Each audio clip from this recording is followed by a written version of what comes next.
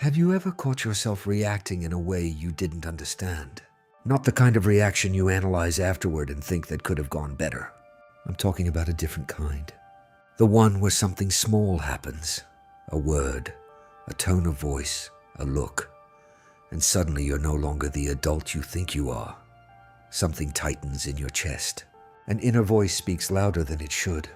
You feel an urgency, a fear, an anger that doesn't match the size of the situation. And then, sometimes hours later, sometimes days, you look back and think, why did I react that way? That was unnecessary. I know that. So why couldn't I stop? The answer isn't in your present. It's in a room you don't quite remember anymore. In a voice you heard so many times, it became your own. In a child who learned, long before she had words for it, what the world expected of her in order to be loved. That child didn't grow up. She just learned to hide. There's a phenomenon psychologists observe with a disturbing frequency in their offices. A person comes in. They're an adult, articulate, successful in many areas of life. They can solve complex problems at work, lead teams, make difficult decisions. On the outside, everything points to maturity. But when their partner uses a slightly irritated tone of voice, they freeze. When their boss doesn't recognize their work, they collapse internally. When someone disappoints them, they disappear.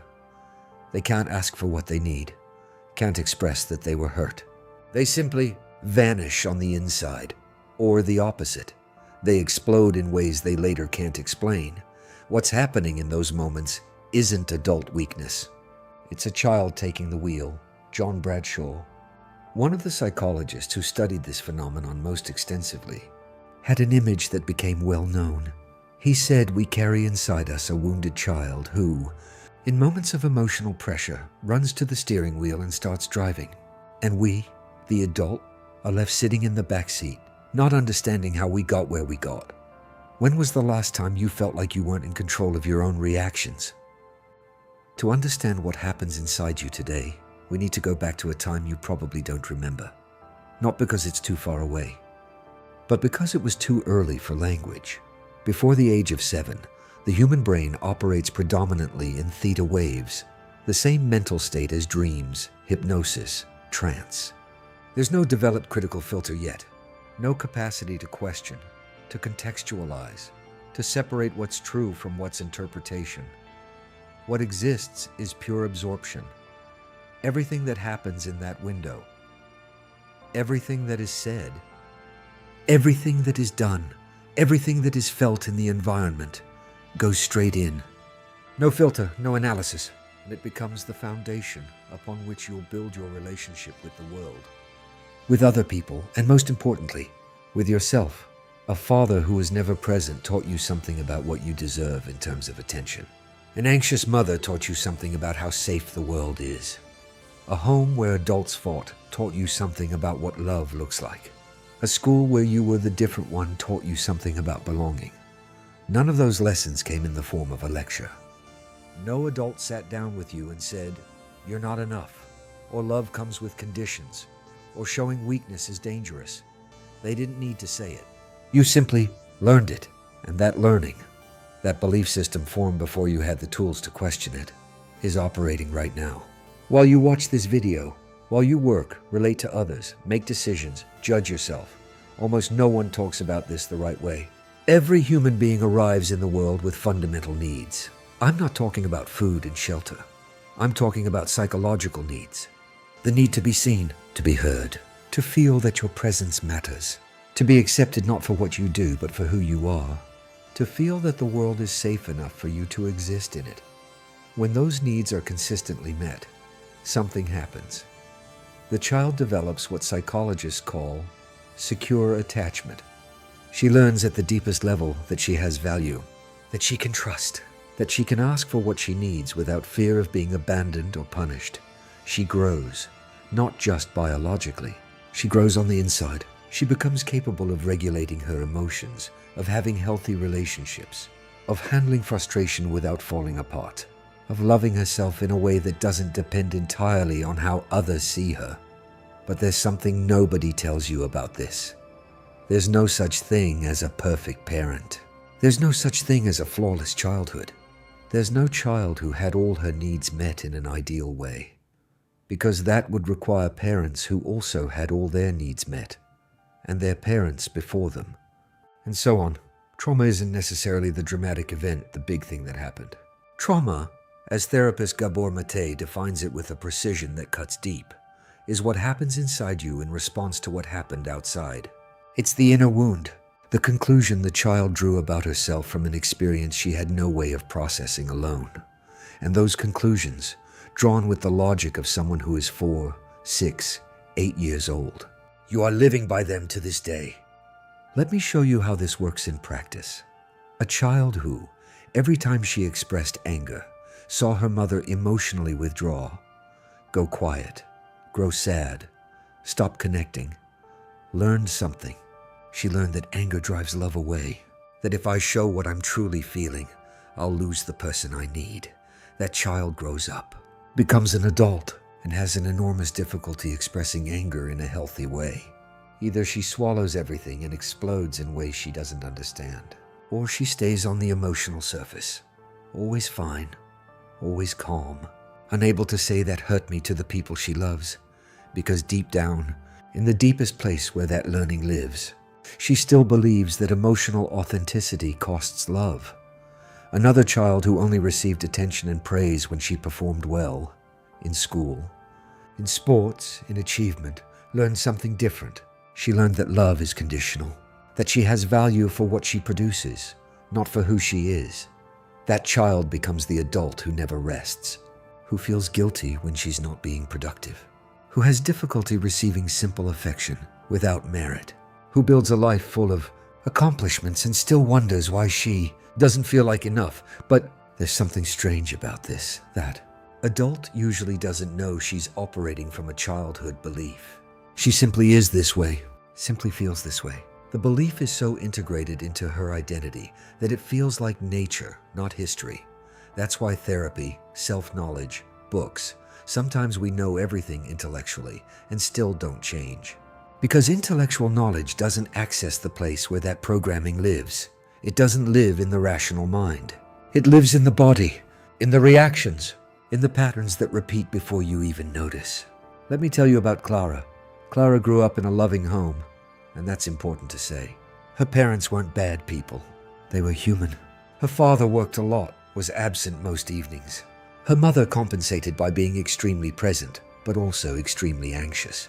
Every time Clara showed pain or fear, her mother became so distressed that Clara, with the quiet wisdom children carry, learned not to show.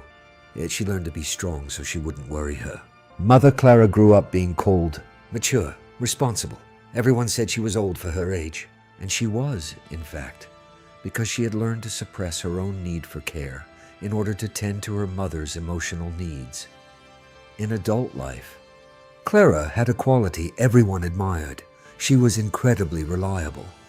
She was always there for others. She was the friend you called at 3 a.m. She was the co-worker who took on extra work.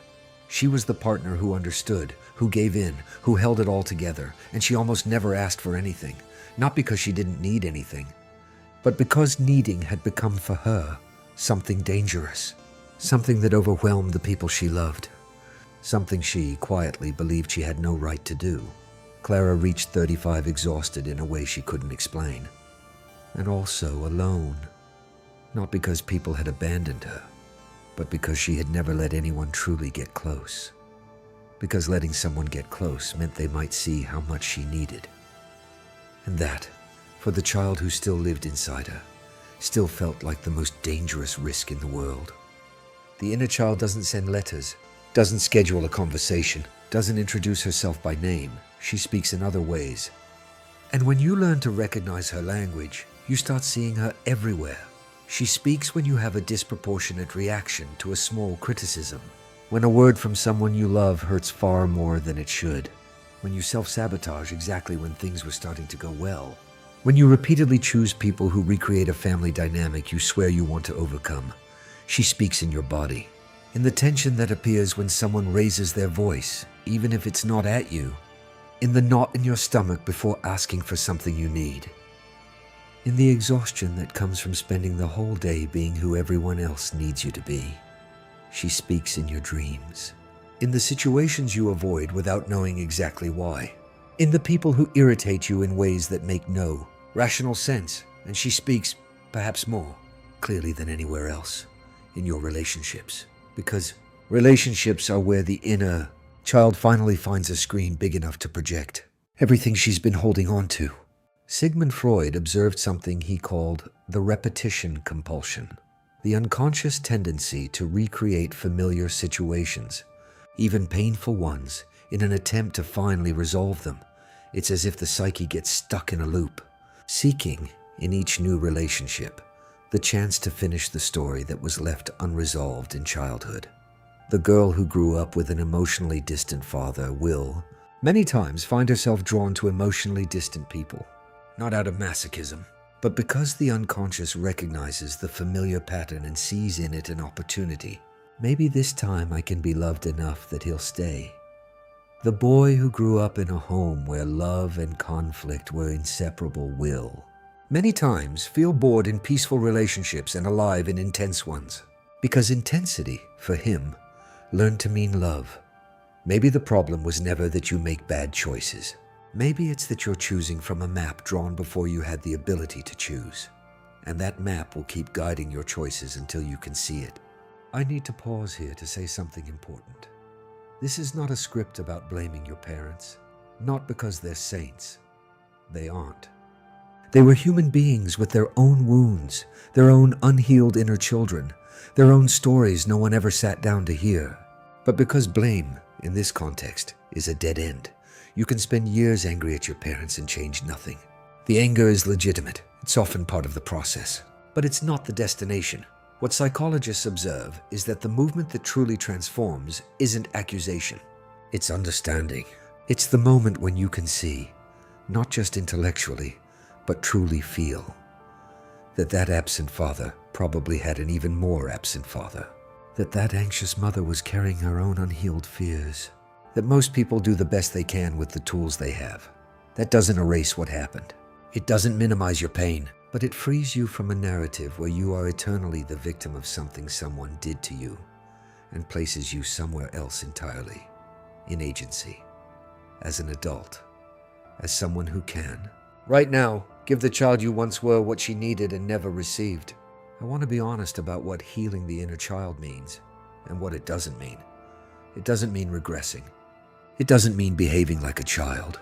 It doesn't mean using your history as an excuse for patterns that you can, as an adult, choose to do differently.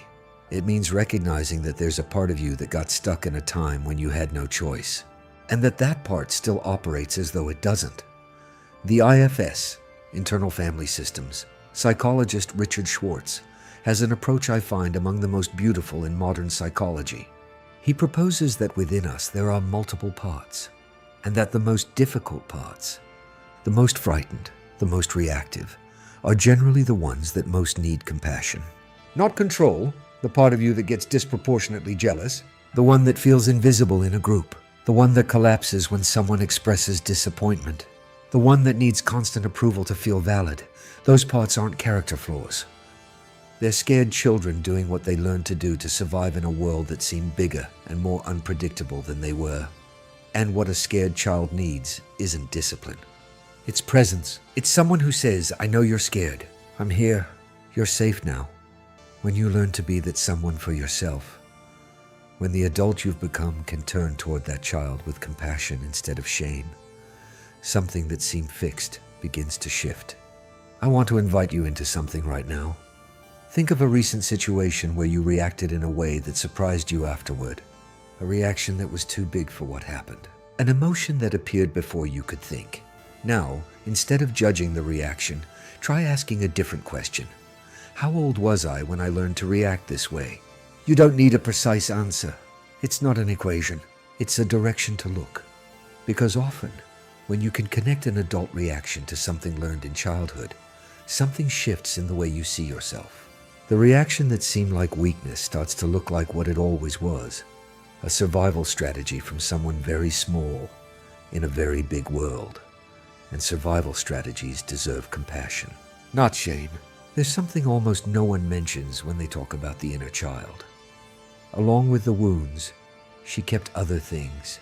The pure curiosity you had before you learned to feel ashamed of not knowing. The creativity that existed before someone said it wasn't good enough. The spontaneous joy before you learned that too much joy made people uncomfortable.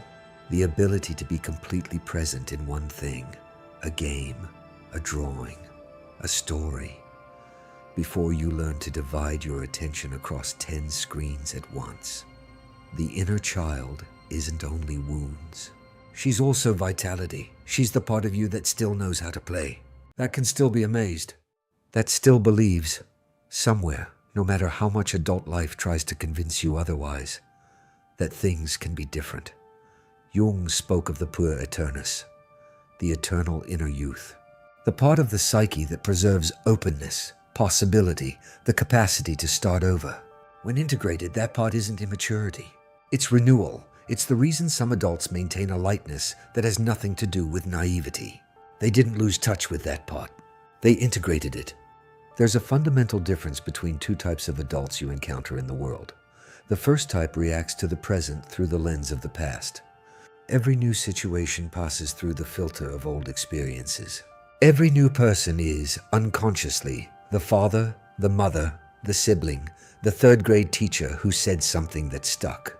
Every conflict automatically activates the survival protocol learned decades ago. That type of adult isn't living in the present. They're living in a present that is constantly being interpreted by the past. The second type, and this isn't perfection, it's a process, can do something different. When a strong emotion arises, there's a moment, even if small, of recognition. This is triggering something old in me, and that recognition by itself creates an opening, a chance to respond instead of react, to be in the present instead of being hijacked by the past. The difference between these two adults isn't intelligence. It isn't willpower. It's familiarity with their own inner world. It's having looked at the child who still lives inside, and having started a conversation with her. You're not going to resolve this in a week.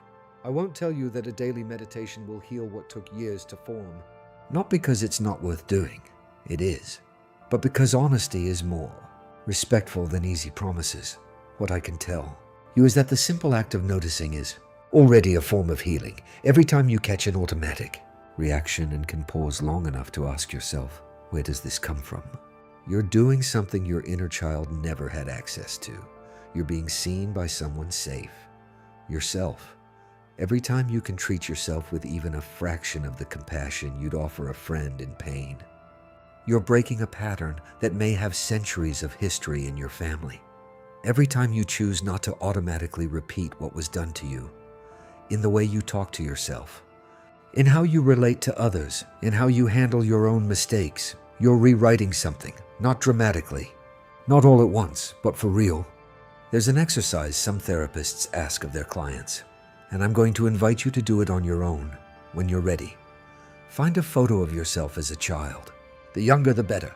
Look that child in the eyes and think, what did she need to hear that she may never have heard? What did she need someone to say, calmly, without judgment, with full presence? You are enough. You don't have to earn the right to be loved. Your feelings make sense. You are not alone.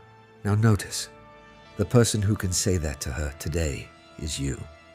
Not your parents, not your partner, not your therapist, as valuable as that work may be.